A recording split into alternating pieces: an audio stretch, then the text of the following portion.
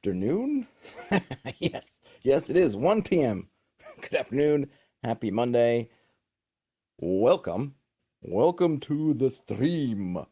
This is part of the Rulebook read along series. In case you're not aware, I go through and I read stuff. The take being that if we were in a game store together and we were looking at books, what I used to do a ton, haven't really gotten to do in forever, at least not with my friends. You go, you find stuff, you flip through it, spend way too long in the store, probably annoying the employees that are in there, going and showing your friends, check out this, check out that. And I kind of try to do that same experience.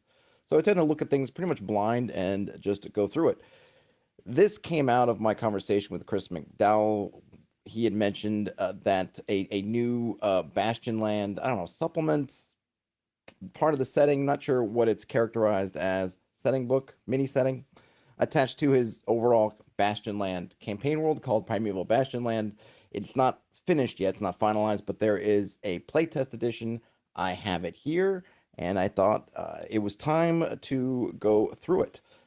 Programming notes for those that are interested. There won't be a stream tomorrow and Wednesday because I have family in town, and then hopefully I'll get back on the horse on Thursday. If you don't care about that, well, apologies, but I thought I would let the people who do care, let them know. And of course, I'll put out notices in other spots so folks are aware. Well, that's all I've got, so let's get down to brass tacks, shall we? Let's switch over. Here I am. This is quite a big book, and it could be that when I come back on Thursday, after taking a little mini break to escort folks around New York City, I'll be back to this for part 2. But in the room, and let me know. I don't know if I'm going to go through everything page by page by page. I know that I believe Chris said, if I'm remembering correctly, that there was kind of hex crawly elements in here, so that's probably where I'm going to concentrate. But we'll see. So we have the cover. This is Primeval Bastionland before Into the Odd, Playtest Edition by Chris McDowall. Creating a knight. You are knights united by visions of the city, driving you out onto quests, capital Q quests.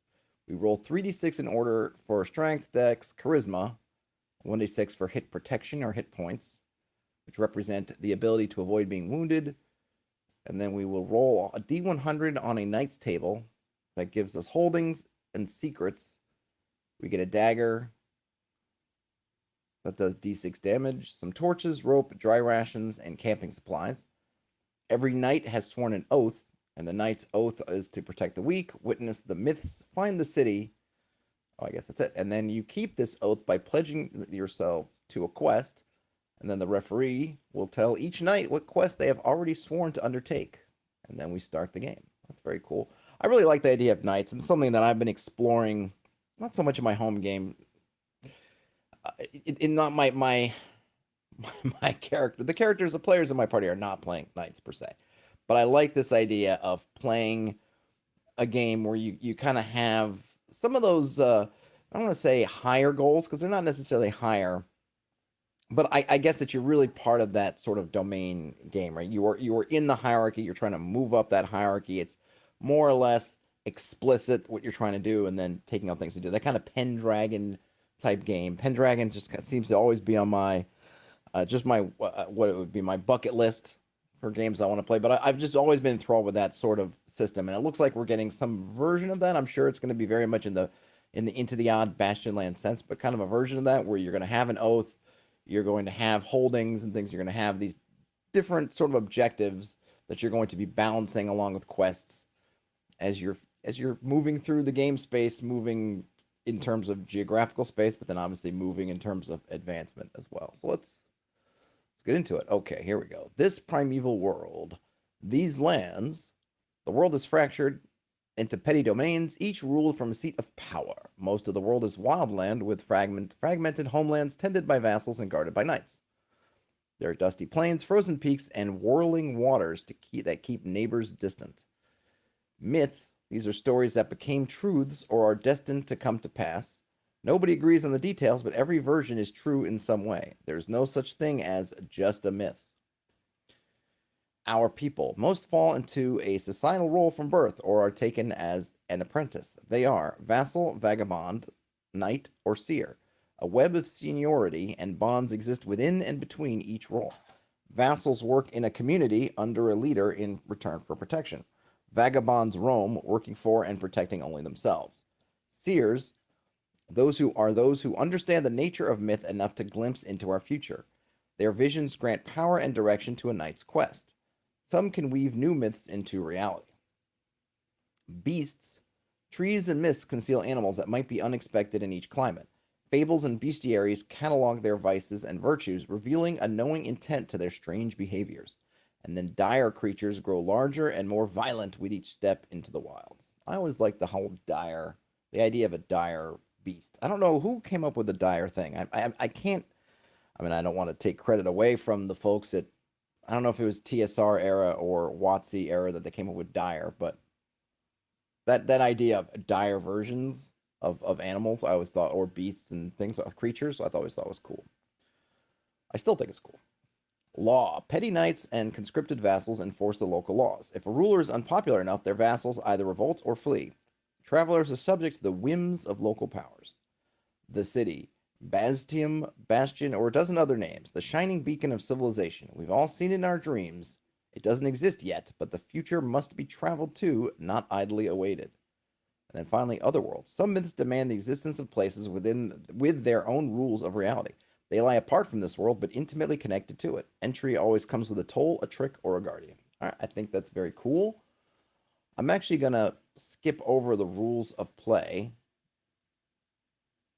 Not because I don't think they're good or interesting, but in just to keep an economy. And I'm really more interested in kind of the hex crawly setting, all this wonderful stuff of the Primeval world than I am in the nitty gritty of how you do things specifically. But we may need to come back to it if it becomes necessary. We'll just have to wait and see. What's burdens? I think I do want to actually read a couple of these. Questing knights acquire burdens on their soul. Anybody with 3 or more is exposed. Each burden specifies a method to relieve it, removing it from the character. Oh, that's pretty cool. And then we have, okay, so let's switch out death.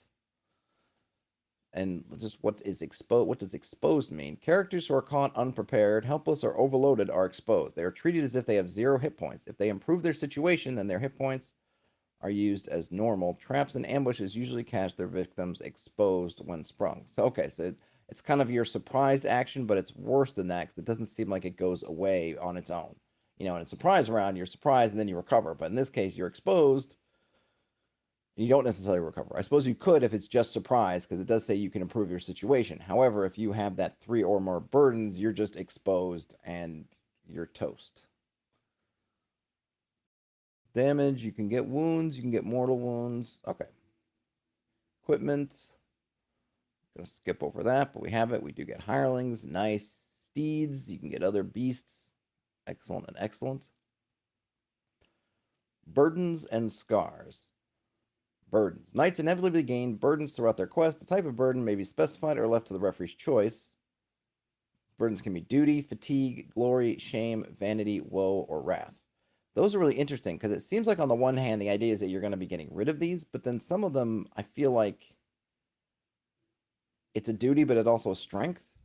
I mean, or it's a burden, but it also could be a strength, like duty, or I mean, really, you could look at all of them. Which and they had that.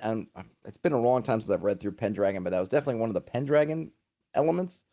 Was that you had these traits, and a trait could be something that you have to try to fight against. If your character, if there was something that you knew as a player, that your character, let me put it this way. Let's see. Your lord's about to do something really stupid, and you could see it. Maybe, and not even just you as a player. You as your character can see it. However, your character also has a high sense of duty to your lord. So you're torn, right? You want to not do this thing, which is going to doom you all. It's the what was that movie? I'm trying to think about. It was I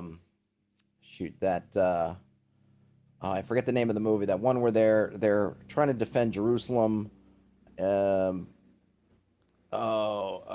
Kingdom of Heaven, where one of the characters is playing basically a paladin, kind of a fighting priest, and he knows at one point his order is going out. I think it's one of the final battles. They're going out to die. They're not going to make it. Brian Smith is Operation Dumbo Drop. Close, Brian Smith. He knows that his order is basically going to die. That they've been put on a suicide mission by the fools in charge, and the character knows this, but it's their order, so they go along. So in the Pendragon sense, you don't have to. You could just say, well, I know my duty and I'm going to go. But if you wanted to try some other action, the referee GM might say, hey, roll. You got to try to roll against your duty. Your duty in this case is an inhibiting factor because you're fighting it. I know this thing is wrong. Is this knowledge that this is a horrible idea that's just going to doom us all going to win, or is my duty going to win? So either you or the GM can say, you know what, I'm going to try to fight against my duty to do something else, and you would roll that. But the other thing so let's just fast forward. So you're in this battle, it's tight going, and something you're trying to happen. Let's say your lord is under assault. You're trying to link up with the lord to get to their banner. There are enemies interposed, or maybe one enemy is interposed with them, and they're fighting you. And now you could say, hey, I want to use my duty it could be I don't know if you could do it to accentuate your actual attacks. I'm not that. It's been too long since I've read Pendragon, or you might be trying to do something else. But you can then actually call upon your duty to strengthen you, to help you accomplish whatever the task is. So you could have, on the one hand, you're trying to fight it, and in that case, your duty is an obstacle, that trait. On the other hand, it could be a real strength. The fact that you have this duty gives you power, wells of energy or determination that someone who doesn't have that duty might not be able to do. So it works both ways. So I'm interested in this case because here it seems to be positioned just as this thing that you kind of want to be rid of, which is interesting, because I almost like it better when it works both for and against you. That the people who have that very strongly, it works for them in the sense that they seem to have this, like I said, this determination, but it also chains them to things that they can't necessarily get rid of because they have this duty. It's like, hey, yeah, we're going to die. What am I going to do? That's it. So that was a long way of saying that, but scars. Scars count as burdens, but some carry an additional effect until they are relieved or when relieved. So you can be marked, unnerved, hobbled, smashed, gouged, ruptured, or torn, also dismembered, pained, humiliated, or broken, or doomed. Ooh, so there's some good stuff in there. Here we go. Quests. Quests are another type of burden. Relieved when they have been completed. An abandoned quest can be relieved by taking a season of reflection or indulgence. Starting quests. In preparing the game, the referee will have placed 6 myths in the domain. So we'll check that out later. Each knight rolls a d6 for a verb and a d6 for the myth to combine it with. So the verbs are behead, disarm, banish, mend, master, or serve. Pledging a quest. At sunrise, a knight can proclaim a new quest. The pledge always begins, I swear I will, ... and always relates to a specific myth. Mundane tasks are not the stuff of quests. A group may pledge together, but all carry the burden until the quest is complete. Completion. A knight judges for themselves whether the quest is complete. After completing a quest, a knight re-rolls an ability score of their choice, 3d6, and keeps the result if higher. If the result is equal or lower, gain vanity instead. So that's really interesting. So this is basically how you're going to level up. So you're going to roll a d6, and then roll a d6 for the myth.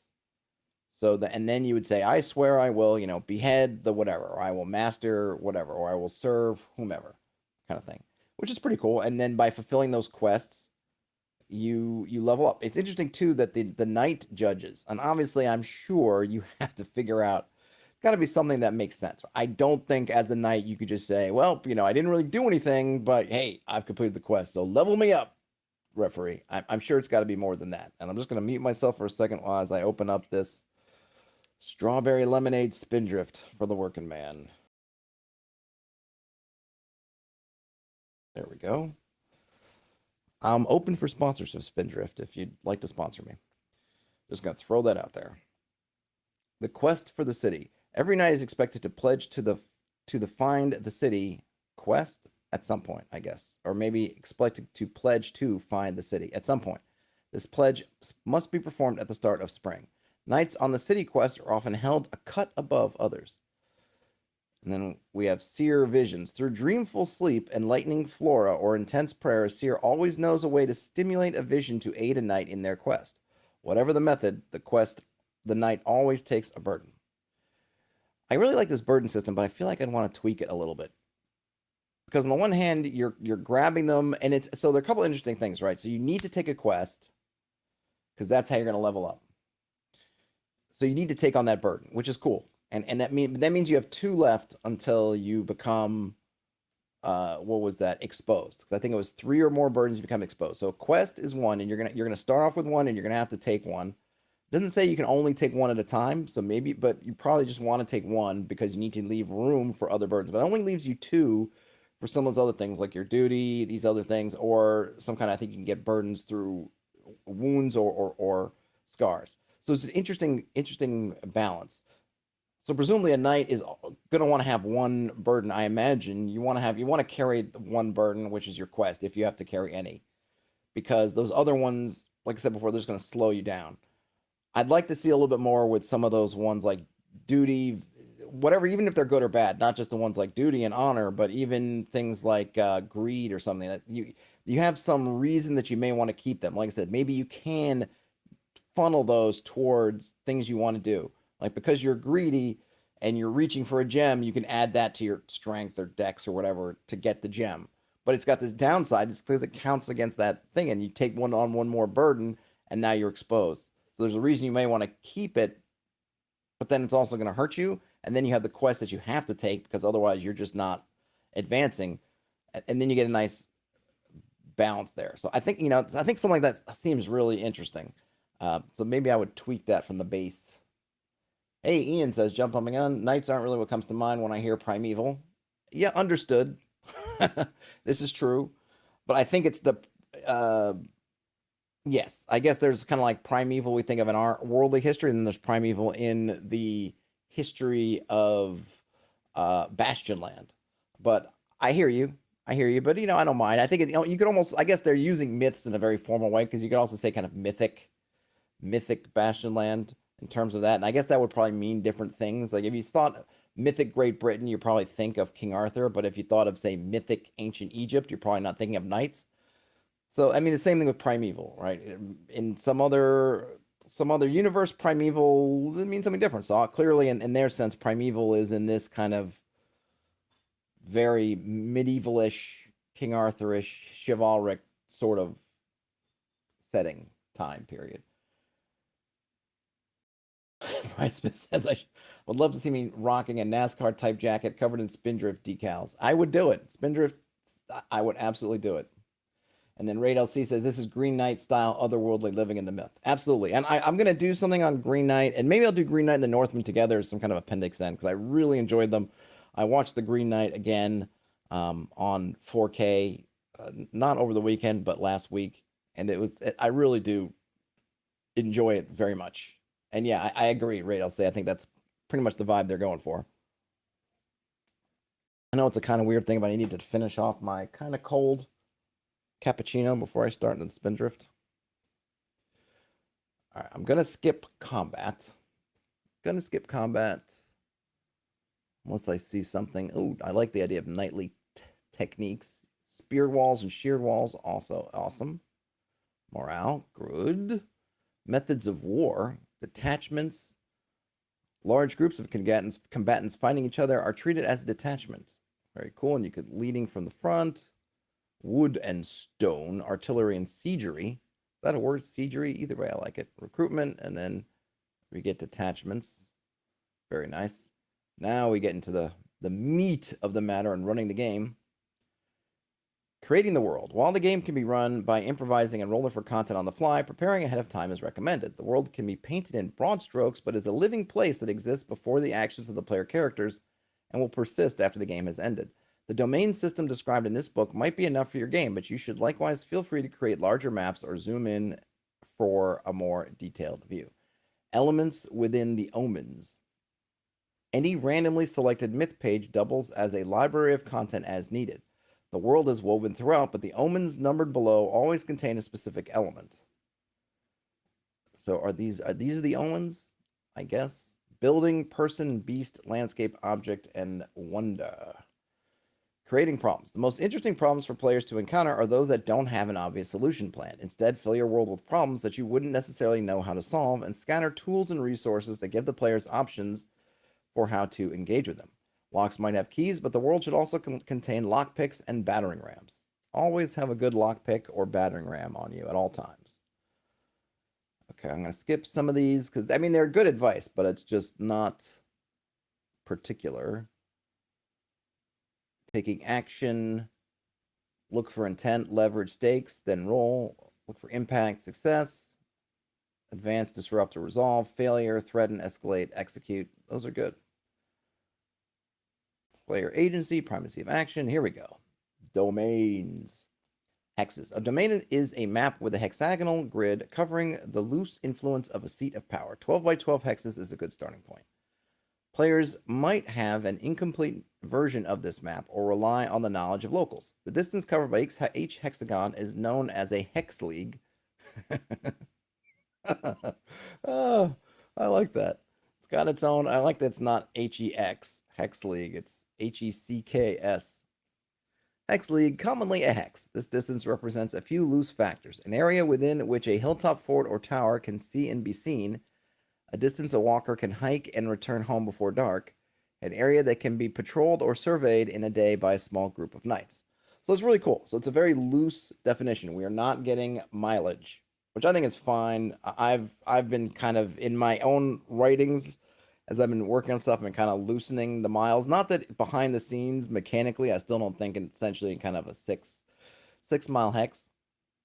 But I like the concept of, especially when you're dealing with it in game, especially if you're gonna maybe share a hex style map with your party, it's nice to come up with basically fictional reasons for the sizes of your hex. So these hexes, you could think of it as 6 miles, probably a good 6 mile hex, maybe 12.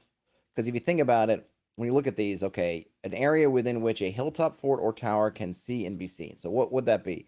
I think you would maybe say, I don't know what your visibility distance, whatever, but I don't know. I don't know what your visibility and clear visibility might say from a super high point, 12 miles, 24 miles. I don't know. If you think of it, maybe 6 miles, especially if you're in this kind of misty, or we might think about in terms of kind of fantasy, medieval England. It's just there's always fog and you kind of can't see that far.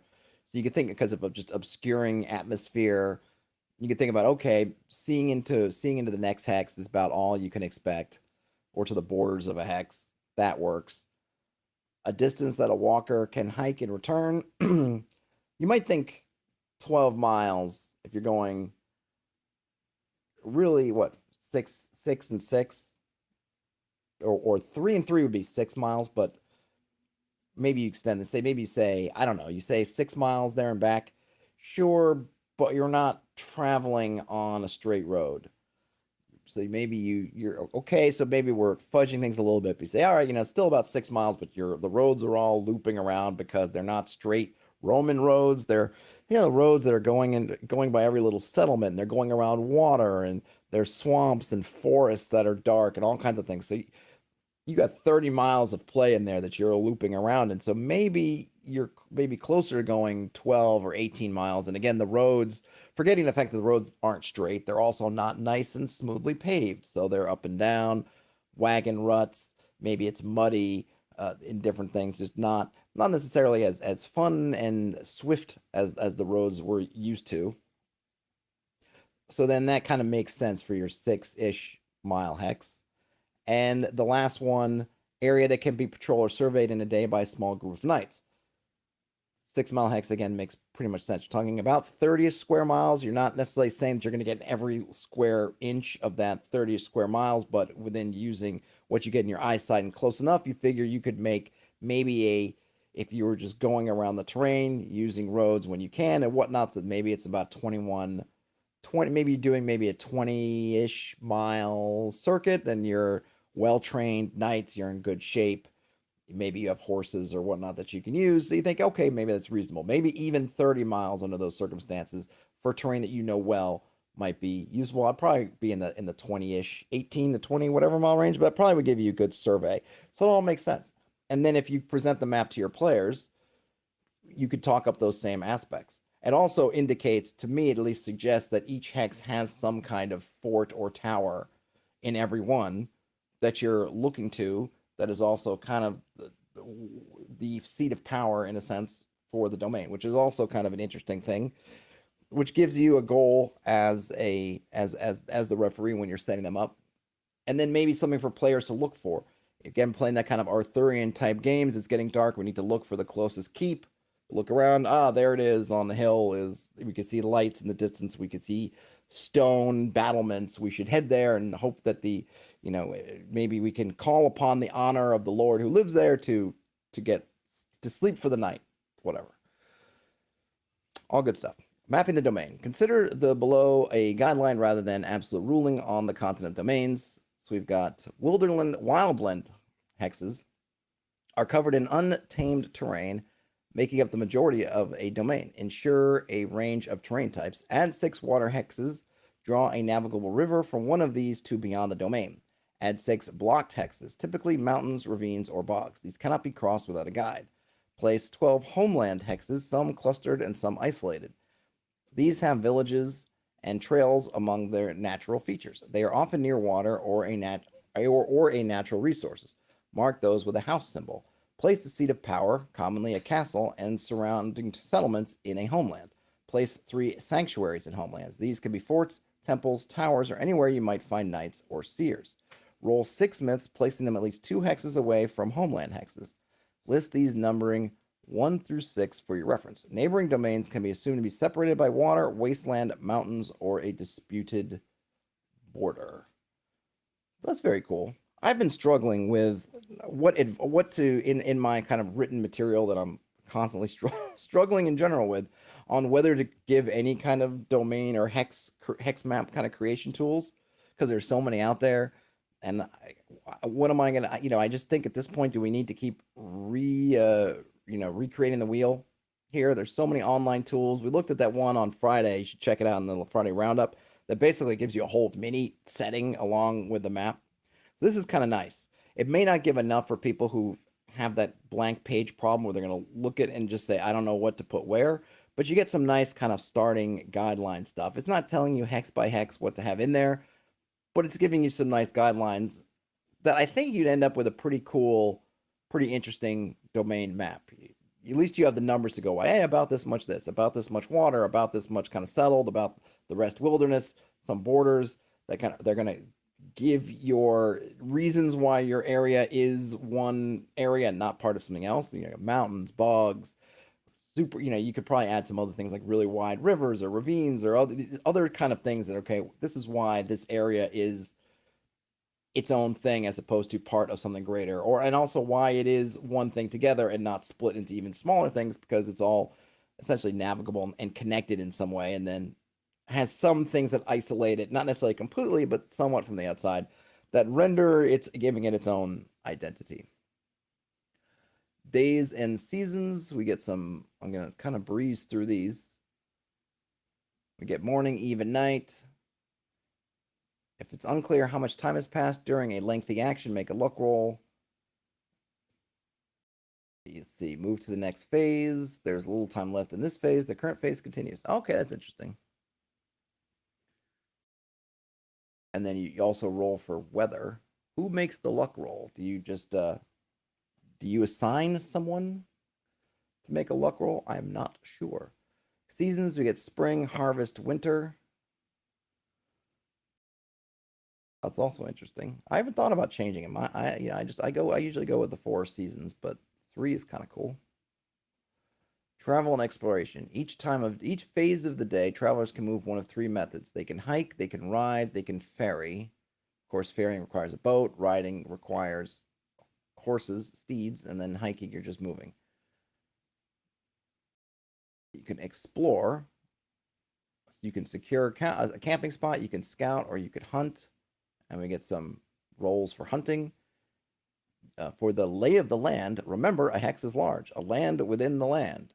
Some vassals may spend their whole lives within one. No hex is entirely uniform. A forest hex might have cliffs, streams, lakes, ruins, clearings, and caves. That's a good thing to remember. Not only would I say they might, but it probably will. I mean, I don't know when the last time anyone's been in the woods, but I don't think the woods, generally speaking, have all kinds of little features inside. I mean, at least the woods that I'm familiar with. Maybe there are some woods that are just uniformly trees. Brian Smith says, no summertime, Mungo Jerry spinning in his grave. Brian Smith, those Mungo Jerry references are aging you. I don't know if you're just knowledgeable beyond your years or old, but either way, man, Mungo Jerry, whoo boy. Story and song. Never underestimate local knowledge. That's good. I almost think these should be in the. Some of these should be in the player-facing part because we're running the game, which I imagine a lot of players might not read. But it seems like I'd want them to. I want them to know about the lay of the land type thing, as well as the GMs, and I definitely or referees or whatever they're calling them here. And also want them to know about to look for local knowledge. Maybe not have that table in there, but give them some of this other stuff. Hospitality, I'd also want players to know about. Survival, also. Omens. At the end of each phase, make a luck roll to see if the group encounters an omen. If the group split up, then each subgroup rolls separately. Travelers resting in a secure camp or settlement do not roll during the night. And the omens you could get are omen from a random myth in the domain, omen for the nearest myth. It's quiet. All right, so we'll get to omens because I definitely am interested in what those are in greater detail. And here's some of that spindrift for the working man.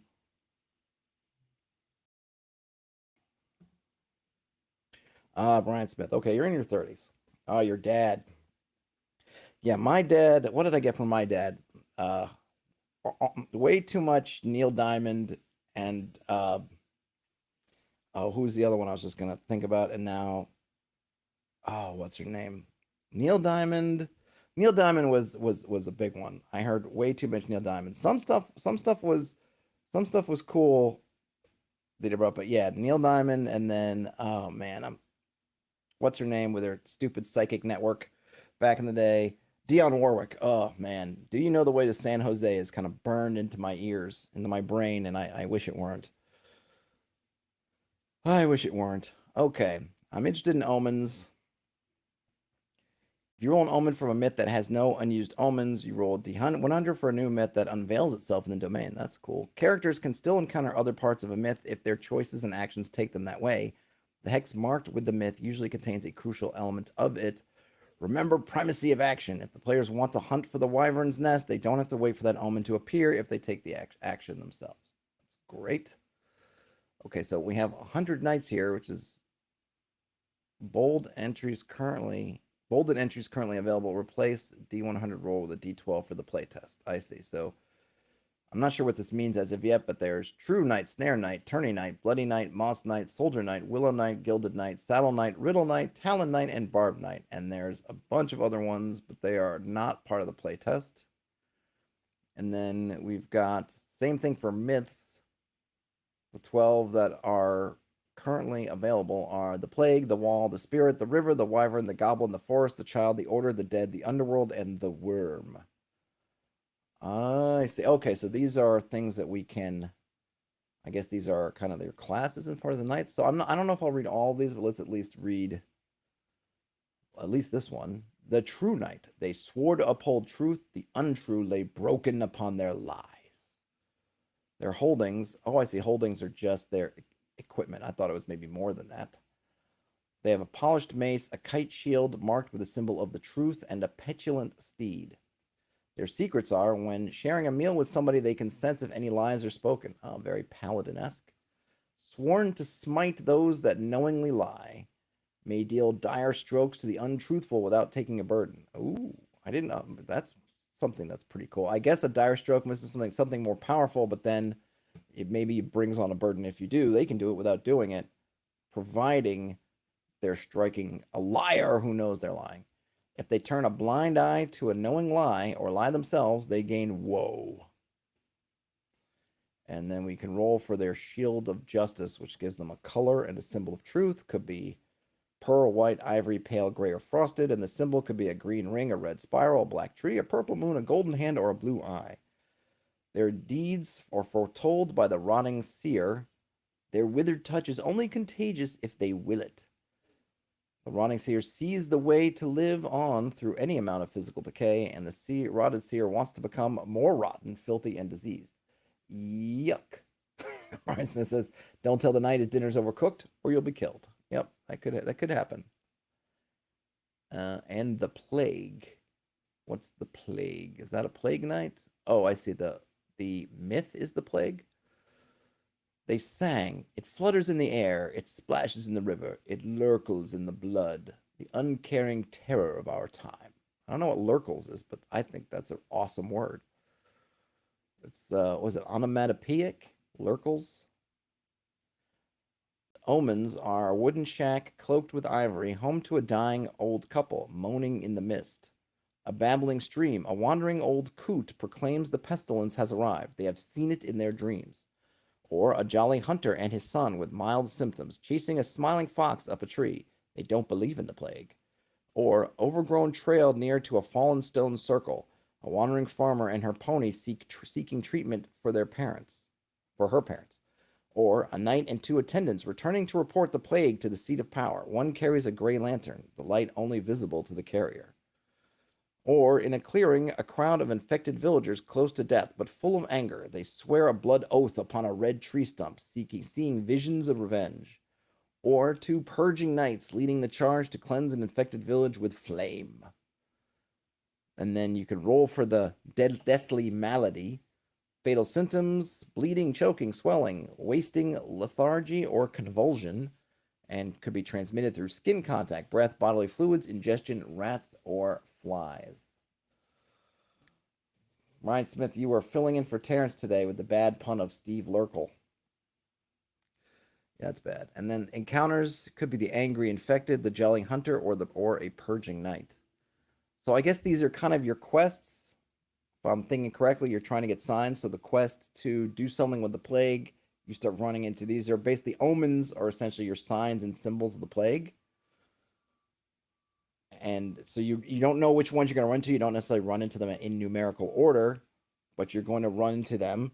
And then I'm guessing that you interact with these omens, which should help you get you closer to whatever the source is. I imagine. I wonder if I don't know. I mean, it'd be interesting maybe to look at later on, or to see kind of how you are. What's the idea of interacting with the omens? I really like the idea of though of having kind of a place and then having these things that sort of lead to the place. I think you could really expand on this idea, and maybe I shall in my own way, but I dig it. So, for example, you could have something like you have your dungeon, whatever it is, and then around in the areas around the dungeon, there are all these things that kind of point to the dungeon their own way. They're not all signposts, but you could be okay, a group of adventurers also looking for the dungeon, or it could be some monster. Let's say we know goblins live in the dungeon, and then you maybe run across goblins outside, or there's a I don't know, something else in the dungeon, and you get some element. So all these kind of elements that if you were to get some number of them, not only could help, let's say, lead you to the dungeon, but they help characterize the area. If we always talk about the context for the space, if I have this dungeon that's got goblins and a dragon in it, and maybe some other stuff in it, and the dragon, and this dungeon's all about lava and fire and all these things. Well, what is the context area around it? Okay, so it's not in a volcano or something. So where does lava or whatever that stuff come from? And how does it all impact the area? Well, these kind of omens or signs and symbols, whatever you want to call it, could be these ways you're building up that context. So as the players start encroaching on the area near to this dungeon, they start to see bits of it. Maybe there's geysers. They run into some geysers and natural hot springs. They run into goblins. Maybe they see carcasses of creatures that just look like they've been torn into 1,000 pieces, just bones scattered, all these things. And they may not catch all those clues, but certainly they're going to, if they were to put it up on a map, they could see how these things are increasing as they're getting closer to that kind of vortex, whatever it is, it's sort of leading them into the middle, which is that dungeon. Or they could conversely decide to try to get out of it. And so at some point they would leave the influence of that dungeon, and then they would stop seeing those things. I just want to skip forward. So there's 12 in all, and it's kind of interesting that each myth is kind of attached to a knight. So we have the snare knight and the wall, the tourney knight and the spirit, the bloody knight and the river, the moss knight and the wyvern, I'm not sure exactly what connects those two together. I could definitely. I know that Chris mentioned that he was using Mid Journey to come up with this stuff. And man, stuff like dragons. I'm gonna tell you, I've messed around with a lot of dragons, and they're hard to get without ending up with these weird monstrosities. At some point, they'll get better. I know some folks have had better success, but I think that it's been really tough, I think, to find dragons. That's definitely something where, listen, if you're a fantasy if you're a fantasy artist and you're afraid of what Midjourney might do to your livelihood, definitely learn how to do dragons and things that require people that require the proper amounts of limbs in different positions, items and weaponry and things like dragons and creatures, because Midjourney just has super hard trouble with them. So you just get lots of varieties on this stuff where it's like you don't know where the head is, you don't know where the tail is. Could have multiple heads, and it's really hard to drill down into them right now. The War Knight and the Goblin, the Willow Knight and the Forest, the Gilded Knight and the Child, the Saddle Knight and the Order, the Riddle Knight and the Dead, the Talon Knight and the Underworld, and finally the Barbed Knight and the Verb. But we're already at the end. And so maybe since we are at the end already, for some reason I thought it was longer than this. I mean, I'm not trying to say it's shorter than I thought, but I thought when I first opened it up in Acrobat that it was a way longer document. So we can go back and look at some of these. I think I'm more, well, I don't know. I don't know if I'm more interested in the Knights. I'm definitely interested in the Omens, or I guess the quests part. Let's just read these playtest notes really quick.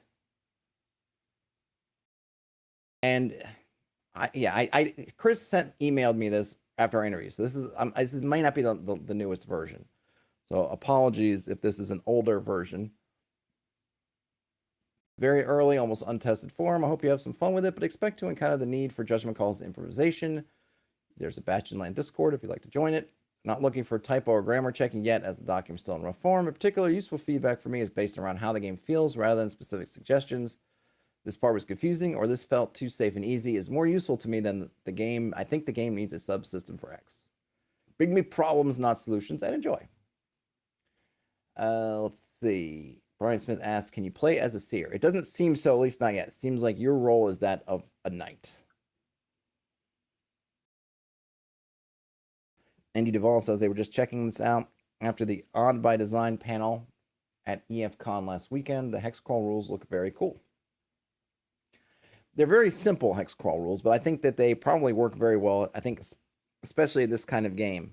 I think they give you everything that you need. Obviously, I haven't played with them, so I couldn't say there's anything they run into. Oh, let's go back and look. 'Cause I don't think the one thing I don't think they had, it seems like, hold on, let's see. When you're moving around, yeah, you basically, the omens are really replacing your kind of wandering encounters. So you're not going to find stuff. Well, I suppose you can. I was going to say you're not going to find stuff unrelated to your quest, but actually you can, because either it's going to be quiet. You could be the nearest myth giving an omen, or it could be a random myth omen. But I think the interesting thing in here is explicitly everything you're coming into has some connection, which I think some people are going to like. Some people may bristle at. I think it's fine. You got 6 omens in a given domain, so that's a whole ton of omens you could potentially run into.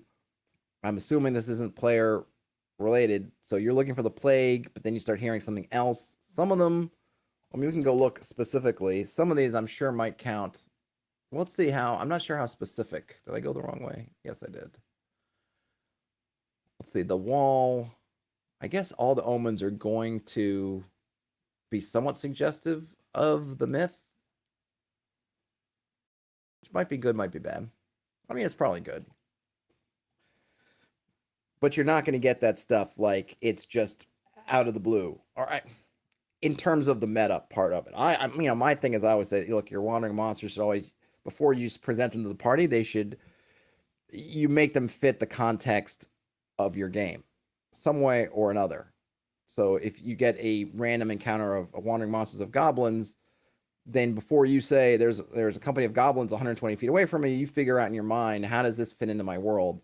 Are there goblins in this world? Are there goblins close by? If they're not, how did they get here? What are they looking? What are they looking for? What do they want? All that kind of stuff you figure it out. And if you can't figure that stuff out, then I would say we'll just roll again.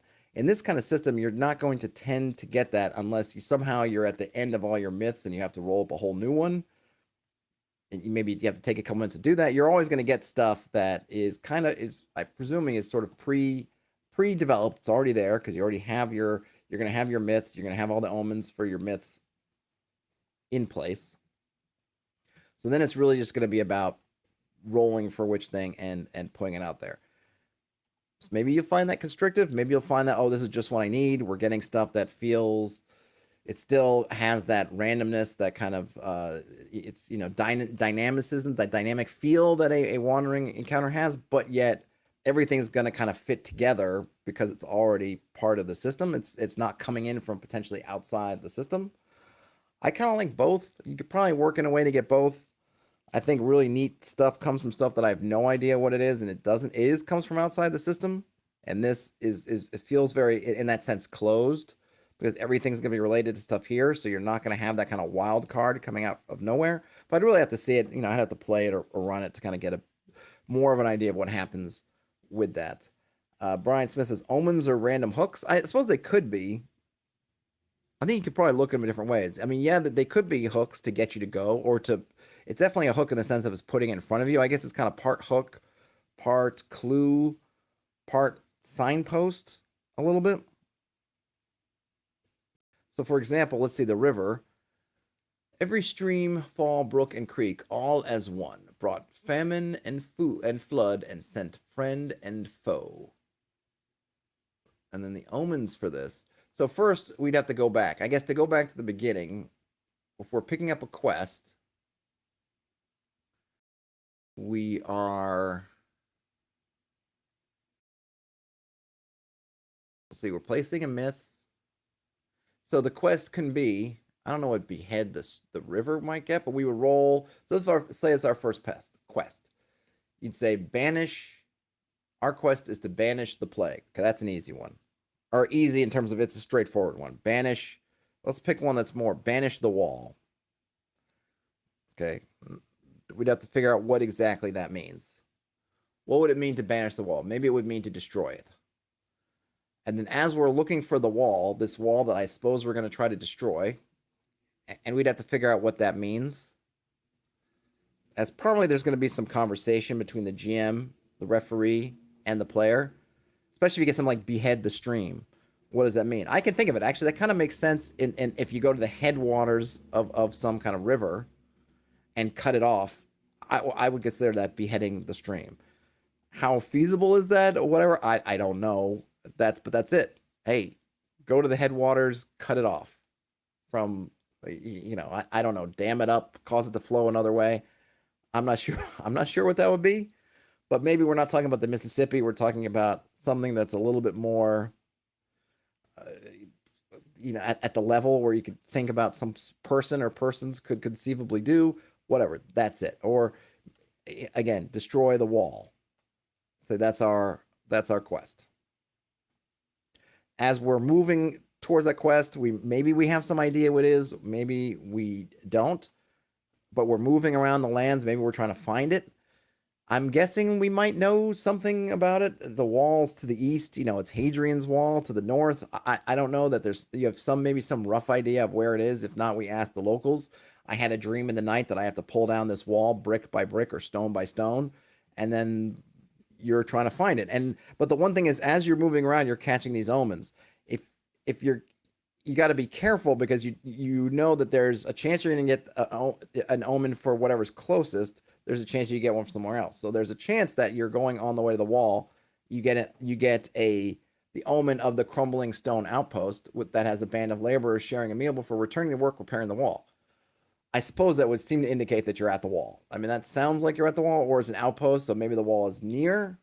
But it could also be that this was randomly generated from something else. There's just some segment of wall they're working on that isn't yet anywhere near being connected to the wall. You have to figure that stuff out as the referee. You need to determine how this is all working, and then as a player, you need to figure out, okay, am I on the right path? Is the rest of the wall near, or is this a bunch of locals working on something locally and I'm nowhere near? And of course, you're not just getting an image and then making a decision.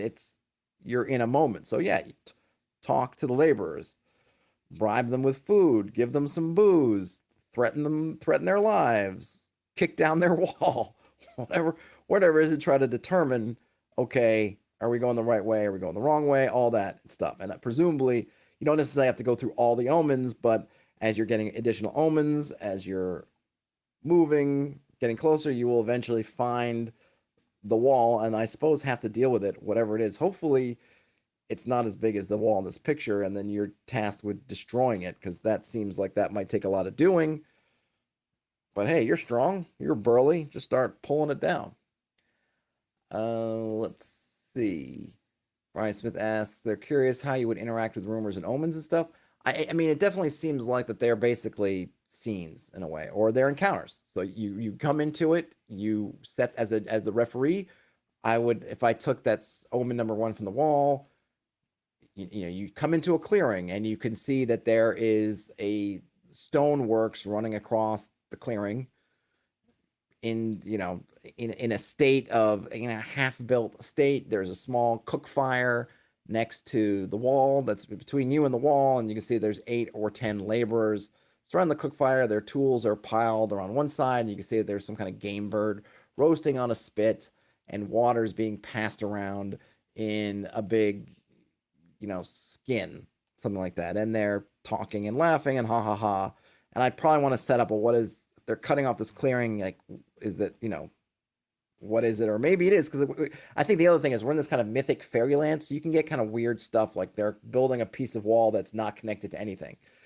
In a more realistic, Earth kind of earthy sort of game, that you're thinking like, well, why the heck are they building this one segment in this clearing that goes nowhere and leads to nothing?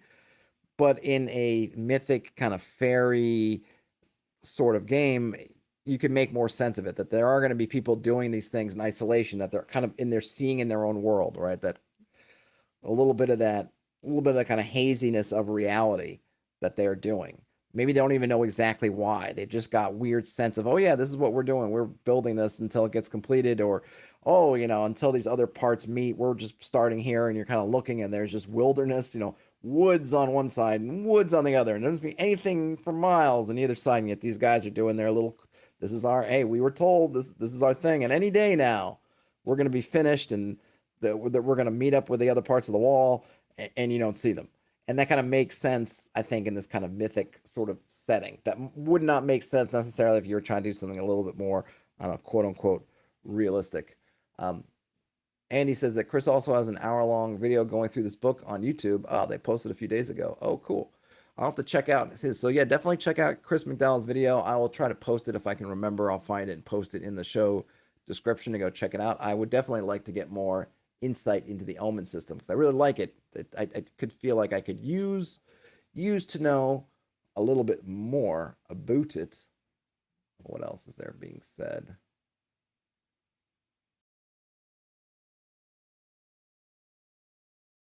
Build the wall is their quest. That's right. That's right. That's right. The locals here are definitely trying to build their piece of the wall. Whether or not they can ever succeed, who knows? Let's see a couple more of these. So let's see, we have the spirit. And the other thing that's cool is we only have 12. They were going to have 100 of these things at the end, the myths. And then each one of those could have different, where's the ruling? Hold on a minute. Where did I go? No, too far. Here we go. Each one of these could have 6 different verbs associated with it. So you can have disarm the wall, behead the wall. Beheading the wall, who knows what that means. We might have to mess around with these a little bit. Banish the wall is kind of an interesting one. What does that mean? Serve the wall is kind of cool. You're going to be like Jon Snow and go to the wall. Master the wall is also an interesting one. Mend the wall is pretty cool. Some of them obviously you're going to have to treat metaphorically and figure out how they fit. And this is something that you could also bring in your players, as your players rolling for their quest, and they're speaking the quest. So the quests are obviously player facing. The player is going to know my quest is to behead the wall. So then I think it'd be interesting to sit with your player at that point and figure out what it means. I mean, the knight, they already say the knight, it's the player side is going to determine when their knight succeeds. So it seems like what you could really do there is take that point, instead of putting the burden all on yourself to figure out what it means, is where you can sit down with the player and think about, okay, you got the quest, behead the wall. What does that mean? And you can look at that in a couple different ways. So maybe if one of the quests is master the wall, that kind of presumes that somebody does run the wall, that there's a wall out there and somebody is commander of the wall, right? That kind of Night's Watch commander type thing. Somebody's on the wall running the wall. Behead the wall might be getting rid of that guy. That could be it. Disarm the wall could be that, okay, we have this Night's Watch and they're all armed. Or they're all sort of militant or military, so you need to demilitarize the wall. Sounds like a bad idea if you appreciate the wall, but hey, that's your quest, so go ahead and do that. Mend the wall makes more sense. Banish the wall is kind of interesting. You could look at that as that destroying the wall, but you could look at banish. Maybe you could look at banish another way. And again, you as the GM, and then, or you as the player, your party, whatever the party, if they're all doing it together, or a particular night, their player, you can really sit down and figure out what that means. And then also kind of helps you kind of world build it out, because you start to think about it. Okay, the wall. All right, so there's some kind of Night's Watch type organization, not necessarily the same, but there's some organization, or maybe the lord that's local to there has their place near the wall. Okay, they run the wall. Great. So then some of these make sense, and that maybe you're not doing it to the physical wall itself, but you're doing it to the wall as an organization, the wall as a unit of power or authority. You're doing that. So now we get that going. Same thing. Oh, well, you got the river. Disarm the river. What does that mean? Let's figure it out.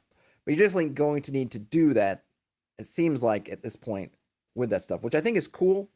But it does mean that, it's kind of your miles may vary in terms of whether that intrigues you or not, whether as a GM and as a player sometimes too. Like, I don't always want to sit there and as a player and go through these things. I mean, it really is going to depend on the system. I really love the vibe, this whole kind of medieval Arthurian mysterious sort of fantasy realm. So I would be down with it. In some other games, I might not be enthused to do it. It kind of depends. What does it mean to do that? And I'm like, man, I just want to go. Can I just go do it? Right. So make sure your players are obviously, and you yourself as a GM are on board with this sort of, I guess, shared world building, shared goal creation. Nameless Designer says there's a lovely simplicity and conciseness to Chris's work, which still evokes a strong theme in his settings. Interesting in seeing how this develops. Yep, I would agree with that. Andy Duvall says, pour the wall stuff into a snake/serpent/dragon metaphor verbiage. The serpent that is strangling this land/populace, etc. Beheading means sabotage the head, which lies in some strategic position. Yeah, you definitely look at it. You could definitely look at, right, and I think Andy brings up a good point. Like, I was bringing up the wall and looking at it as a physical thing, and it could be more metaphysical, and it still doesn't invalidate these omens. Even though the omens may be talking about a physical wall, they can still be leading towards the metaphysical wall or the metaphorical wall. Yeah, maybe there is something else that is strangling land, creating a wall, a big border between it, and these things are still all symptoms of that, even though when you get to the wall, it's not a physical stone structure, it's something else, which makes it, I think, even more important and to kind of collaborate with your players. And I think it also will add some interesting depth. And the one thing that's neat about collaboration is, much like using random tables and dice and all these other things, is you get ideas and things that don't come from inside you as the GM, which I always think is very freeing. And when you collaborate with your players, you get to bring in all their stuff and then play with it, which will just give you ideas that you'll never think of yourself. Good stuff. Well, we're at the hour, and actually, I mean, I didn't go through all of these, but I think we got a good flavor of it. There's a Bastionland Discord, https://discord.gg/lowercase s uppercase p uppercase e 74 uppercase e uppercase y if you'd like to join the Bastionland discourse. I will look up Chris's video on YouTube that goes into the omen stuff in more detail. I will try to post that in the show notes. It'll be very good to watch that. Hope you all enjoyed this. I definitely will keep following this along. I really like, there's a couple things in here I really like just in terms of their own things, regardless of whether you end up playing Primeval Bastionland or not. I'll have to dig into those a little bit more. I'm gonna have to do some more reading in there and see. There's definitely some intriguing stuff that I really dig, and like I said, I really like this kind of setting. So I'm super interested to see where it goes. Hopefully, it got you guys interested as well. I think if you just go to, I wasn't able to find the link before I started, but I believe you can go to bastionland.com. I think is the website, and you should be able to get the playlist or the playtest document. I will also grab that and throw it into the show notes after I sign off here. So Andy Duvall says, nice stream. Oh, thanks. It does look like a very cool project, Andy. I agree with you. So yeah, we're really interested to get this going along. Maybe when it gets closer to, or when it gets published or kickstarted or whatever, maybe get Chris to come on and talk more about it. I will keep following along because it seems really interesting. But folks, I got to run. So enjoy the rest of your day, night, or whenever you end up watching or listening to this. If you give a thumbs up or like or whatever, depending on what platform you're watching or listening to that, to show that you watched it or listened to it and enjoyed it, that'll be awesome. And if you're in here and you're not subscribed and you feel like subscribing, that would also be awesome. Otherwise, folks, happy Monday again as I record this. Game on, and I will talk to you later. Bye, everybody.